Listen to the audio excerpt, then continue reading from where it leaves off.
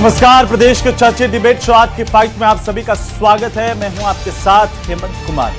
राजस्थान में शहरी सरकार के चुनाव का बिगुल आखिरकार बज चुका है। प्रदेश में 309 नगरीय निकायों के चुनाव 2 चरणों में होंगे। पहले चरण में 9 सितंबर और दूसरे चरण में 11 सितंबर को मतदान होगा और 14 सितंबर को नतीजे घोषित हो जाएंगे। लेकिन असली सियासी खेल इन सब के बाद शुरू होगा, क्योंकि शहर की सरकार पर कब्जे के लिए अब टिकट से लेकर के ताज तक हर मोर्चे पर घमासान होने वाला है। निकाय चुनाव के नतीजे क्या प्रदेश के सियासी समीकरणों को बदल देंगे और धरातल पर अभी कौन कितना मजबूत नजर आ रहा है, आज इसी पर करेंगे प्रदेश की सबसे बड़ी चर्चा। पहले रिपोर्ट।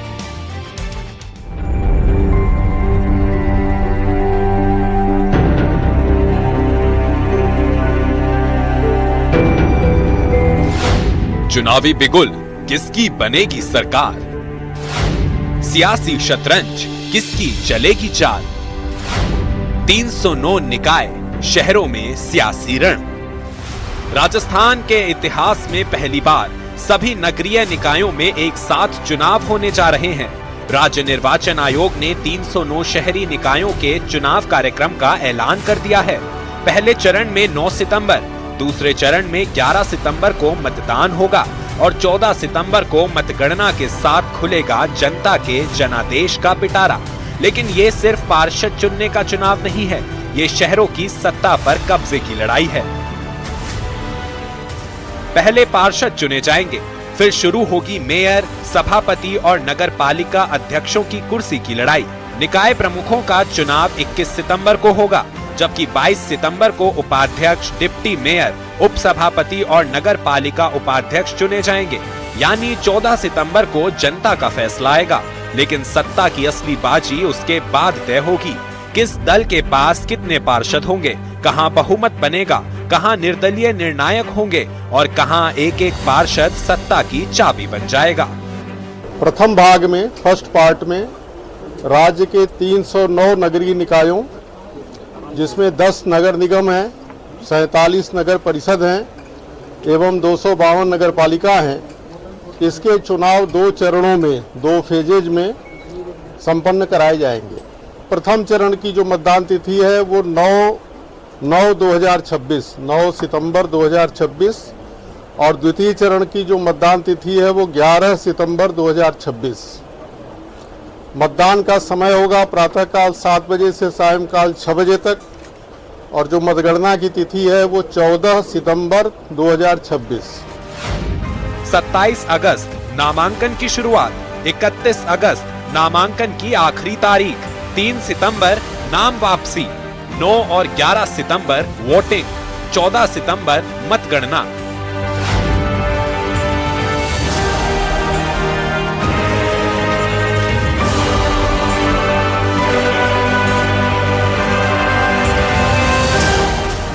चुनाव कार्यक्रम के ऐलान के साथ ही सभी 309 निकायों में आचार संहिता लागू हो गई है। अब शहरी इलाकों में नए विकास कार्यों की घोषणा नहीं होगी, नया वर्क ऑर्डर जारी नहीं किया जा सकेगा। हालांकि पहले से चल रहे काम जारी रहेंगे और इस बार चुनावी मैदान में ईवीएम से फैसला होगा। करीब 1,15,000 कर्मचारी चुनाव ड्यूटी में लगाए जाएंगे, जबकि सुरक्षा व्यवस्था के लिए 98,709 पुलिसकर्मी तैनात होंगे। 60 ओबीसी निकाय प्रमुख, 50 एससी निकाय प्रमुख, 11 एसटी निकाय प्रमुख, 10,245 वार्डों में आरक्षण, 1933 ओबीसी, 1794 एससी, 395 एसटी, 6,123 अनारक्षित। यानी चुनाव सिर्फ सियासी ताकत का नहीं, सामाजिक समीकरणों का भी इम्तिहान होगा। 10,245 वार्डों में 3,356 महिला पार्षद बनेंगी। हर श्रेणी में 33% वार्ड महिलाओं के लिए आरक्षित है। अब राजनीतिक दलों के सामने सबसे बड़ी चुनौती है, किसे टिकट दें, किसे रोकें और किस समीकरण पर दाव लगाएं, क्योंकि टिकट की लड़ाई के बाद शुरू होगी वोट की लड़ाई और वोट के बाद सत्ता की लड़ाई। एक प्रदेश, एक साथ 309 निकाय, हजारों उम्मीदवार, लाखों मतदाता और शहर की सत्ता पर कब्जे का बड़ा मुकाबला। 9 और 11 सितंबर को जनता फैसला करेगी। 14 सितंबर को तस्वीर साफ होगी लेकिन असली सियासी थ्रिलर 21 और 22 सितंबर को दिखेगा, क्योंकि तब तय होगा शहर की सरकार किसकी। आज 8 की फाइट में बहस इसी मुद्दे पर। तो 309 नगर निकायों को लेकर के चुनाव का ऐलान कर दिया गया है। 9 और 11 सितंबर को वोटिंग होगी और इसके बाद में 14 सितंबर को मतदान के बाद नतीजों का दिन होगा, जब नतीजे सामने आएंगे। लेकिन क्या ये नतीजे प्रदेश की सियासत को पलट करके रख देंगे? साथ ही साथ कौन कितना आखिरकार धरातल पर मजबूत इस वक्त दिखाई दे रहा है और किन मुद्दों पर ये चुनाव लड़े जाएंगे, इन सब पर बात करेंगे। लेकिन पहले आपके सवालों का नंबर, सबसे पहला सवाल इसी बात को लेकर के कि निकायों में आखिरकार कौन भारी है, किसकी क्या तैयारी है, क्योंकि दावे सभी पार्टियों की तरफ से किए जा रहे हैं, खासतौर पर बीजेपी कांग्रेस की तरफ से भी।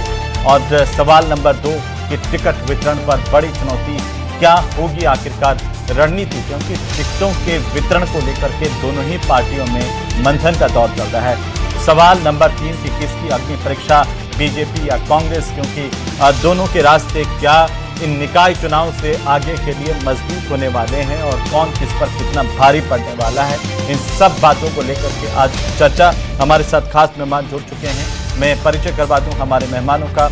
हमारे साथ आज की चर्चा करने के लिए सुमन शर्मा हैं, भारतीय जनता पार्टी की प्रदेश की प्रवक्ता हैं, और साथ ही हमारे साथ स्वर्णिम चतुर्वेदी हैं, कांग्रेस पार्टी के प्रदेश के प्रवक्ता। डॉक्टर मिथिलेश जैमिनी हमारे साथ हैं, वरिष्ठ पत्रकार के तौर पर। राजीव जैन साहब हैं, राजनीतिक विश्लेषक के तौर पर। सबका स्वागत है, सबका अभिनंदन है। सुमन जी, सबसे पहले आपसे शुरुआत करता हूं, क्योंकि लगातार ये दावा किया जा रहा है कि ये चुनाव तो हम ही जीतेंगे, देर आए दुरुस्त आए, लेकिन अब आखिरकार ऐलान हो गया है। तो धरातल पर किस तरह की तैयारियां हैं, कितनी मजबूत है बीजेपी इन चुनावों को लेकर के, निकायों को लेकर के? मैं ये कहना चाहूंगी कि भारतीय जनता पार्टी की जो तैयारी होती है वो प्रतिदिन तैयारी के ही रूप में कार्य करते हैं। हम 365 दिन कार्य करने वाले पार्टी और कैडर बेस्ड पार्टी है हमारी। हमारे यहाँ तलाशने की जरूरत नहीं है कि हम अब चुनाव डिक्लेयर हो गया तो कैंडिडेट को ढूंढने चलते हैं। हमारे यहाँ कार्यकर्ताओं का एक बहुत बड़ा समूह है जो पन्ना प्रमुख से लेके प्रदेश तक की टीम तैयार है। तो सामाजिक दृष्टिकोण से देखा जाए या कार्यकर्ता के समीकरण से देखा जाए तो हमें बहुत ज्यादा परेशानी नहीं आ रही है। दूसरी बात ये हुई कैंडिडेट के चयन के लिए आपने पूछा। दूसरी बात ये रहेगी कि सरकार के जो कार्य हैं, हमारी जो स्थानीय निकाय में हमारी सरकार रही कई जगह और हमारी राज्य में हमारी सरकार है, तो सरकार ने जो ये जन उपयोगी कार्य किए हैं उनका परिणाम हमें जरूर मिलेगा। जनता के बीच में हम लोग हमेशा रहे हैं, ऐसा नहीं है कि चुनाव के समय हम उनके बीच में जा रहे हैं। तो इसलिए लगता है कि हमें बहुत ज्यादा कहीं परेशानी नहीं आ रही है, ना टिकट चयन में, ना मैदान में उतरने में, और चुनाव जीतना तो हमें लगता है कि तय है। सीधे तौर पर कहें कि सरकार का भी एक साथ मिलता है इन चुनाव में, वो आपको मिलेगा। और काम के दम पर जब जनता के बीच में जा रहे हैं तो उस काम को जनता कितनी तवज्जो देगी, आगे की बात है। लेकिन स्वर्णिम चतुर्वेदी जी, चूंकि बीजेपी ये दावा कर रही है कि निकाय चुनाव तो हम ही जीतेंगे, दूसरा सरकार का भी एक फायदा, जो काम किए हैं पिछले 3 साल में करीब करीब, उनका फायदा भी मिलने वाला है। देखिए, कांग्रेस पार्टी चुनाव के लिए, क्योंकि ये लंबे समय से पेंडिंग है, बहुत लंबे समय से, हम तो पंचायत चुनाव के लिए भी तैयार थे। 1 स्टेट 1 इलेक्शन का नारा बहुत सुना हमने बहुत सारे बीजेपी के नेताओं के मुंह से, सरकार से। लेकिन अब ठीक है, 2-4 अलग अलग हो रहे हैं चुनाव, तो भी हम तो तैयारी दोनों की करके बैठे थे, 1 साल से करके बैठे हैं। हमारे प्रत्येक 10,245 वार्ड जो आपने बताया, सब में जो है हमारी कार्यकारिणी बन चुकी है, हमारे वार्ड अध्यक्ष नियुक्त हो चुके हैं, और उसमें महिला से लेकर के समाज के सभी वर्गों को जो है हम शामिल करते आए, वहां पे काम कर रहे हैं। चुनाव कराने के लिए हम लगातार धरने प्रदर्शन करते आए। और जो बात आज सरकार की है, सरकार के काम, जो स्कूल की छतें जो है गिरने से बच्चे मर गए, पानी नहीं मिल रहा, बिजली नहीं है, सड़कें टूटी हुई है, गंदगी का अंबार लगा हुआ है, भ्रष्टाचार का बोलबाला है, पट्टे लेने से लेकर के छोटे छोटे काम के लिए निगमों में जो भ्रष्टाचार का सामना लोगों को करना पड़ रहा है, उससे लड़ते आए हैं। ये अस्पतालों की स्थिति सबने देखी है। तो ये सब चीजें बताती हैं कि जो संघर्ष हमने किया है, इसको लेकर के जो प्रदेश की जनता है वो कांग्रेस को वोट देगी, और भारतीय जनता पार्टी बिल्कुल नकार करके घर बिठाने वाले हैं इनको। जैमिनी साहब, आपको क्या लगता है, जब ऐलान तो हो गया है, लेकिन अब बारी है मुद्दों की, टिकट वितरण को लेकर के कांग्रेस के खेमे से भी टिकट वितरण पर गहलोत साहब का बयान आपने सुना होगा, कहा कि अगर टिकट बांटना सबसे बड़ी चुनौती है, सही टिकट वितरण, तो दोनों पार्टियों के सामने ये चुनौती है। बिल्कुल निश्चित रूप से दोनों पार्टियों के सामने चुनौती है।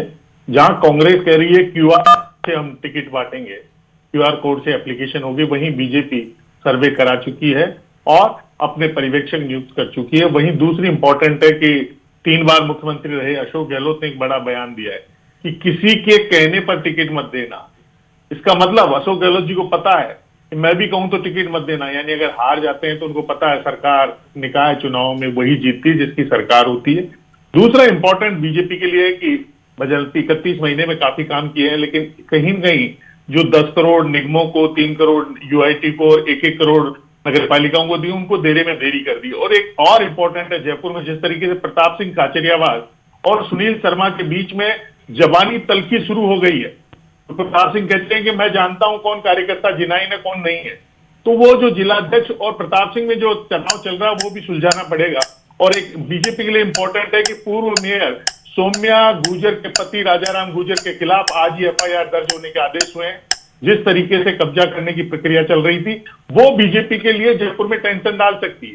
तो इन तमाम मुद्दों पर चर्चा करने के बाद ही फैसला होगा। टिकट से ज्यादा इंपॉर्टेंट है बिकेगा कौन, क्योंकि 7 दिन का टाइम है खरीद फरोख्त के लिए। 14 को फैसला हो जाएगा, 7 से 21 तक कौन टिकेगा, जिसकी जेब में पैसा होगा। बाप बड़ा ना भैया, सबसे बड़ा रुपया। ठीक है, चुनाव में 14 के बाद यही चलने वाला है। लेकिन राजीव जैन साहब, क्या पैसा चलेगा या जनता का जादू चलेगा, क्या और कैसे देखें? जैसे अभी जैमिनी साहब ने 2-3 बड़े इशारे किए हैं, चुनौतियां बीजेपी कांग्रेस में सियासी तौर पर, राजनीतिक तौर पर, आप क्या क्या मान रहे हैं? देखिए, दोनों के सामने उम्मीदवार चयन की सबसे बड़ी चुनौती है, खासकर भाजपा के सामने सबसे ज्यादा होगी, क्योंकि वो सत्ता में तो उसके दावेदार बहुत ज्यादा होंगे। अब विधायकों की सिफारिश इस तरीके से कांग्रेस में भी होगा, कांग्रेस में भी दावेदार, कांग्रेस भी कोई कमजोर नहीं है, पिछले काफी समय से मेहनत कर रही है। 3 साल का मतलब सरकार का कामकाज है, उसको भुनाने में लग रही है। लेकिन इससे स्थानीय स्तर के चुनावों में सत्ताधारी दल को बहुत ज्यादा फायदा मिलता है। और दूसरी तरफ एक कहावत भी चली आ रही है कि भाजपा शहरों में ही मजबूत रहती है, तो एक उस रूप में भी देखें तो जो टिकट की लड़ाई है वो भाजपा में सबसे ज्यादा मचेगी, क्योंकि उसके यहाँ दावेदार बहुत ज्यादा है। उनको लगता है कि हम सत्तारूढ़ पार्टी के हैं, आसानी से जीत भी जाएंगे, संगठन भी थोड़ा मजबूत है कांग्रेस के मुकाबले।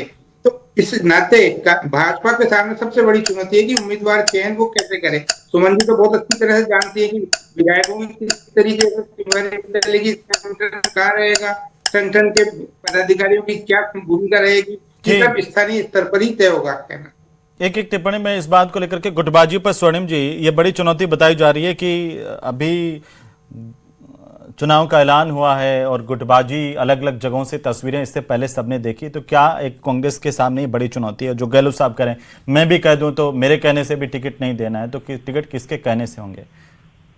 देखिए, कांग्रेस ने, हमने जो हमारा संगठन बनाया वार्ड स्तर का, वो बनाया स्थानीय जो हमारे कार्यकर्ता हैं उनके बीच जाकर के।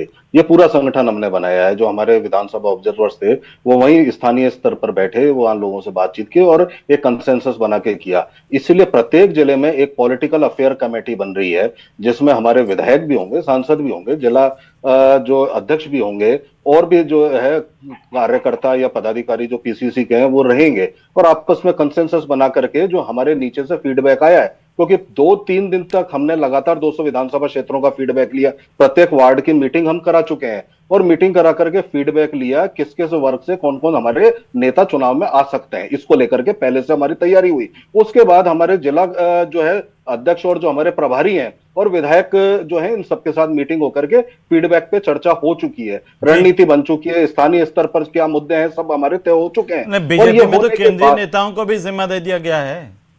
अब राजस्थान वाले नहीं लड़ा पा रहे चुनाव, गुटबाजी है। आज भी मैंने देखा भाजपा कार्यालय के बाहर शायद कोई प्रदर्शन चल रहा था, मैं इस पे नहीं जाता, बीजेपी कुछ भी करे, लेकिन हमारी तैयारी पूरी है और हमारे लोग। लेकिन इन तैयारियों में गुटबाजी और आपसी जो बयानबाजी है वो निपटना बड़ी चुनौती है ना। अभी कुछ दिन पहले देखा, पश्चिमी राजस्थान से नेताजी आए, गहलोत साहब के घर पे गए, उधर से वागड़ के इलाके से नेताजी आए, वो भी गहलोत साहब के घर पे गए, कई तरह की बात हुई। और अभी जैमिनी साहब कह रहे हैं कि जयपुर शहर में कैसी गुटबाजी और बयानबाजी आपस में कांग्रेस के देखिए हेमंत जी, हमारे यहाँ पे सारे लोग साथ मिलकर के जो भी हमारी चीज थी बैठकों में तय हो चुकी है। कौन चुनाव लड़ेगा, कैसे लड़ेगा, कितने टिकट किसको देने हैं, जेनजी को देने हैं, युवाओं को देने हैं, महिलाओं को देने हैं, वो सब चीजें तय हो चुकी हैं। और इसके अलावा मैं आपको एक चीज बताऊं, आज हमने क्यूआर कोड जारी किया है। आप बताइए 12 घंटे के अंदर अंदर जो रात का समय था, मतलब कल शाम को 6 बजे से सुबह 6 बजे तक 2600 आवेदन आ चुके थे और अभी लगातार आ रहे हैं। इन सबको भेज करके स्क्रूटनी हमारी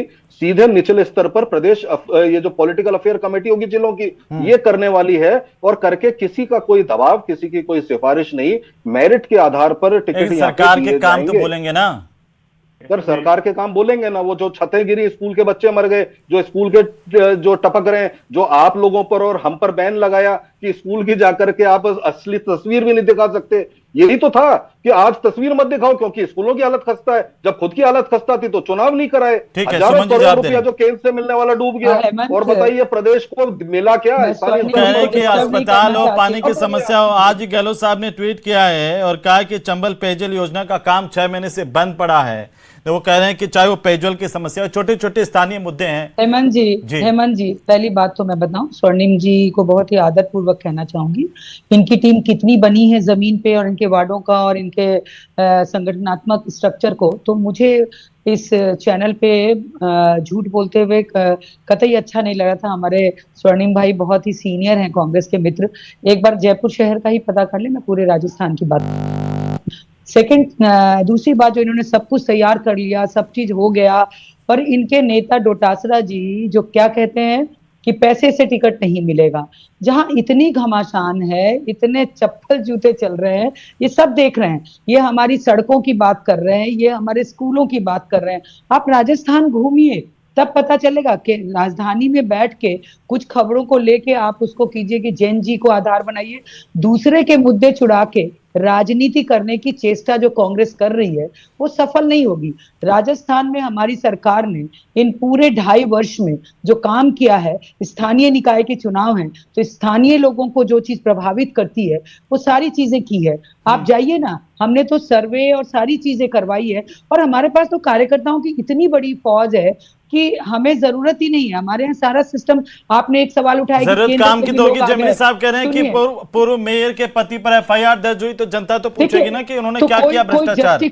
कोई जस्टिफाई नहीं कर रहा, कोई जस्टिफाई नहीं कर रहा है इसको कि पूर्व मेयर हो या मैं हूं या कोई भी हो, गलत काम करेगा वो। इसमें भी आप ये संदेश दे रहे हैं कि भाई भ्रष्टाचार को हम जीरो टॉलरेंस की नीति पर आगे बढ़ रहे हैं, इसलिए एफआईआर की। भजन लाल जी का तो पहला वचन ही ये था कि जीरो टॉलरेंस भ्रष्टाचार पे, उन्होंने करके दिखाया भी है। हमने केवल बोला नहीं है, हमने करके दिखाया। तो फिर जो भ्रष्टाचार में पकड़े गए उनको नियुक्ति क्यों दे दी? अरे तो उनको फिर एपीओ भी किया। अगर खबर आई व्यवस्था, आपको ध्यान हो, फिर ध्यान हो। जमीनी साहब कुछ कहना चाह रहे हैं। जमीनी साहब, सुमन जी ने जिसका जिक्र कर रहे हैं ना, उसका क्या हर्ष हुआ? अगर अधिकारियों ने थोड़ी सी घालम-घेल की तो सामने हुआ और तुरंत कार्रवाई हुई। कार्रवाई नहीं हो तब प्रश्न चिन्ह लगा सकते हैं मंत्री। बिना कार्रवाई के प्रश्न क्या बोल रहे हैं जेमनी जी? चाणक्य को राजस्थान की धरा पे आना पड़ा, चाहे चित्तौड़गढ़ हो चाहे अलवर हो, और कहना पड़ा कि हमें निकाय चुनाव में कांग्रेस का सुपड़ा साफ करना है।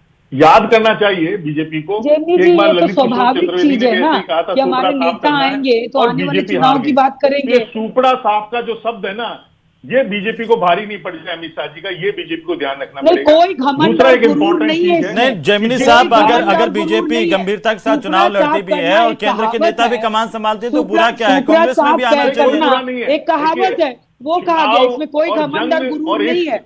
इसको जनता सहज स्वीकार करेगी और हमें देगी। जो जीतेगा वही सिकंदर। कांग्रेस की स्थिति राजस्थान में बहुत खराब है। जेमनी जी, गहलोत जी, डोटासरा जी और जूली जी और एक हमारे सचिन पायलट जी, 4 को तो एक कर लो। हमारे तो केंद्र से लेके प्राथमिक सदस्य तक सब एक होकर काम कर रहे हैं। वो राजस्थान का इलाकामान है, वो किसी से हाथ मिलाए किससे नहीं मिलाए वो तो उन्हीं की मर्जी होगी ना। फिर जमीनी साहब नहीं, ये धारीवाल साहब कह रहे हैं कि राजस्थान का इलाकामान तो अशोक गहलोत ने साफ कर दिया है कि अगर हारते हैं तो आला कमान को कह देंगे कि साहब इन्होंने सिफारिश पे टिकट बांटे थे, मैंने तो मना किया था, मैं कहूं तब भी मत देना।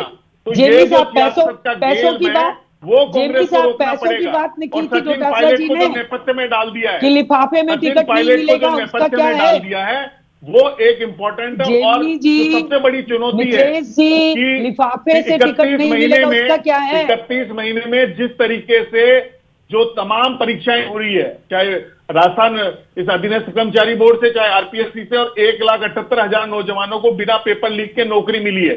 ये भजनलाल के लिए सबसे बड़ी जीत का आधार है। ये चर्चा का विषय है ना, ये छात्रों को जैन जी को अपील तो करता ही है ना। जैन जी की ये गिफ्ट वोटों में कन्वर्ट हो गई, वो आप ही के समर्थन में कह रहे हैं जी। और दूसरा इंपॉर्टेंट चीज ये है कि जो टिकाऊ, आज गोविंद सिंह डोटासरा ने बहुत बड़ी बात कही, ठीक है, कि जो पिछली बार बिक गए थे उनको हम टिकट नहीं देंगे, यानी डोटासरा जी को पक्का पता है बिकेंगे। ठीक है जी। स्वर्णिम जी जवाब दे रहे हैं। स्वर्णिम जी ठीक है। स्वर्णिम जी देखिए, मैं हेमंत जी एक ही बात कहना चाहता हूं, क्या है कि सुमन जी बहुत सीनियर लीडर हैं और इनको अनुभव है कि किस तरह से पर्दा ढकना होता है अपनी कमियों पे। अच्छी बात है पार्टी की, हम तो कुछ देखते हैं, बढ़िया बात है। लेकिन एक जो जैमिनी जी कह रहे हैं कि जैन जी हाँ बिल्कुल तोहफा देगा, यहाँ पे जो भी नीट के पेपर लीक हुए 3 साल तक लगातार, उसका तोहफा देगा ना। राजस्थान तो एफआईआर भी दर्ज नहीं कराई, फिर आपने यहाँ पे लोग पकड़े, भाजपा नेता ही पकड़े जिन्होंने लाभ प्राप्त किया पेपर लीक करा करके, अपने परिवार के सदस्यों को, बच्चों को मेडिकल कॉलेज तक पहुंचाया, हक खा गए लोगों का, उसका मिलेगा। जो अस्पतालों में प्रसूताओं की मौत हो रही है लगातार, वो गवर्नेंस देखी सबने, उस गवर्नमेंट को बिल्कुल उस गवर्नेंस जो है ना, बिगड़ी हुई कुशासन जो है, इसके खिलाफ लोगों का गुस्सा सामने आएगा, बिल्कुल सामने आएगा। जो पूरे प्रदेश की रोड टूटी हुई है तो सामने आएगा। लगातार 2.5 साल से जो बिजली पानी को लेकर के गर्मियों में लोग तरस रहे, उसका परिणाम बिल्कुल। और सुनिए, एक छोटा सा मुद्दा और बता देता हूं मैं आपको, जो लगातार हमारे समय में हमने ये प्रशासन शहरों के संग अभियान चला करके 500 रुपए में जो पट्टा लोगों को देते थे, और वो पट्टा आज 1 लाख रुपए में भी नहीं मिल रहा, बिल्कुल उसका आपको मिलेगा। भ्रष्टाचार का आलम यह है कि आज इतने अभियान चलाने के बावजूद पानी, बिजली, सड़क, नाली, ये चुनाव के मुद्दे तो रहते हैं, लेकिन राजीव जैन साहब मेरा एक छोटा सा हेमंत जी, एक छोटी सी चीज और बताता हूँ। हमारे वार्ड की बैठकों में जो भीड़ आई है ना, वार्ड की बैठक में वो मुख्यमंत्री भी पंचायत गए थे, 25 लोग। पायलट साहब कहाँ हैं? बैठकों में नहीं दिख रहे हैं। पायलट साहब कहाँ हैं? पायलट साहब, ये क्या होता है कि चश्मा लगाना पड़ेगा जैमिनी साहब को, दूसरा वाला। ये जो बैठे हैं ना, दूर की नजर का नहीं है, ये पास की नजर का है। दूर की नजर का अगर देखेंगे ना, अच्छा तो ठीक है, प्रश्न मत करो। हमारी मीटिंगों में सब आते हैं, रहते हैं भाई साहब। राजीव जैन साहब, ये घमासान तो हो गया राजीव जैन साहब, लेकिन धरातल पर मैं बात करना चाहता हूं बीजेपी कांग्रेस से इतर भी, क्या इसमें निर्दलीय असर डाल सकते हैं? क्या इसमें RLP, BAP, BSP, Asaduddin Owaisi की पार्टी, ये सब असर डाल सकते हैं निकाय चुनाव में? और इसका फायदा नुकसान किस किस को होगा? देखिए, मुख्य मुकाबला तो भाजपा और कांग्रेस में ही होगा, लेकिन इनके यहाँ जो बगावत होगी, जिनको टिकट नहीं मिलेगा, वो निश्चित तौर पे दोनों दलों को कहीं ना कहीं नुकसान पहुंचाएंगे। अब वो बगावत कितना दोनों दल रोक पाते हैं तो वो उनके हित में जाएगा। लेकिन जहां तक सरकार के काम है, वो एक अपनी जगह बिजली, सड़क, पानी और शिक्षा, स्वास्थ्य की व्यवस्थाएं, जो प्रसूताओं की मौत हुई शहरों में जैसे जोधपुर, कोटा, बीकानेर, जगह जगह वो मुद्दे उठेंगे। और सरकार के मंत्रियों का भी अंतर्विरोध सामने आया, जैसे अलवर में एक मंत्री अपनी सरकार के खिलाफ ही धरने पे बैठ गए। किरोड़ी लाल मीणा अपने एसीबी के खिलाफ जांच में बोल रहे हैं कि वो सही ढंग से जांच नहीं करी, मतलब खुद के सरकारों के खिलाफ ये। तो ये आप कह रहे हैं कि ये जो आपस में दोनों ही पार्टियों के खींचतान का मामला है, उसका फायदा तीसरे को मिलेगा। फिलहाल बहुत शुक्रिया चर्चा में शामिल होने के लिए। कुल मिलाकर के जब शंखनाद हो गया है तो जनता देख रही है कि आखिरकार मतदान का दिन कब आएगा, और जब मतदान का दिन आएगा तो जनता अपने वोट से तय कर देगी कि शहर की सरकार का सरताज आखिर कौन होगा।